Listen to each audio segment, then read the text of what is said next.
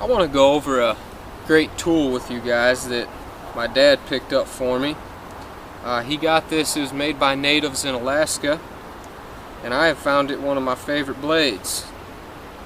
Okay, here we have an ulu. Alright, the ulu, I think the fastest a salmon was flayed was 27 seconds or something like that. It's pretty intense. This thing is ridiculously sharp. The first time I got it, actually, I tested the sharpness and I cut myself.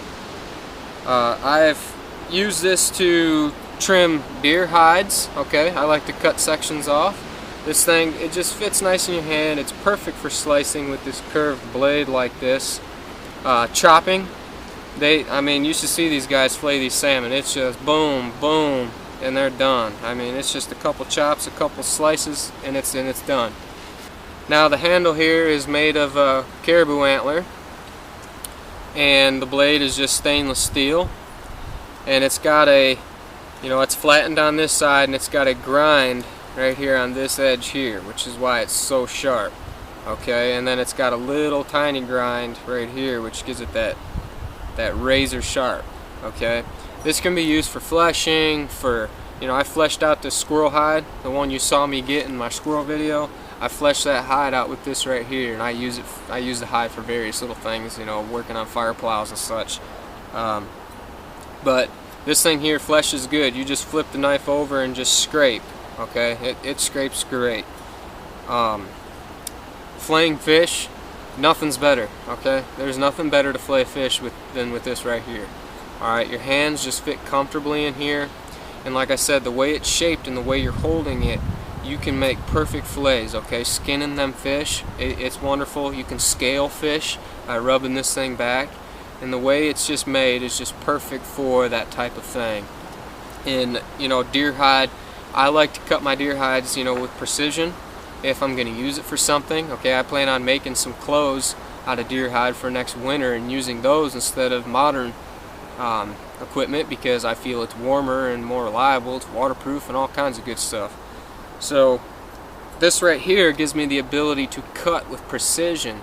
Because of the way it's shaped, I can either rock it and get that cut started, or I can just simply just like a razor. Okay, my knives I have don't cut like this thing does on deer hide.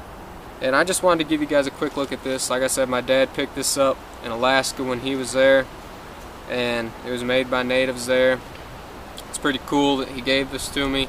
It's one of my favorite blades. Okay, it's something that if I went on a good long hunting trip or fishing trip, this is coming with me.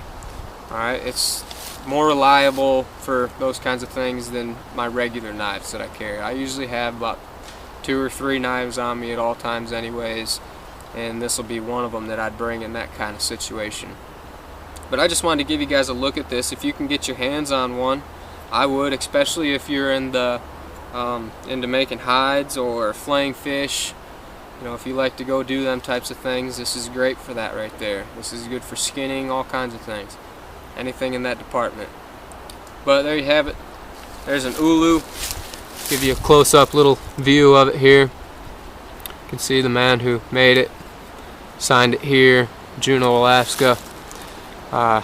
Caribou antler. You might be able to make one yourself. Okay, I don't know how he attached that in there, but I'm sure you could figure it out if you wanted to. He's got, looks like pine tar maybe is what he used in there.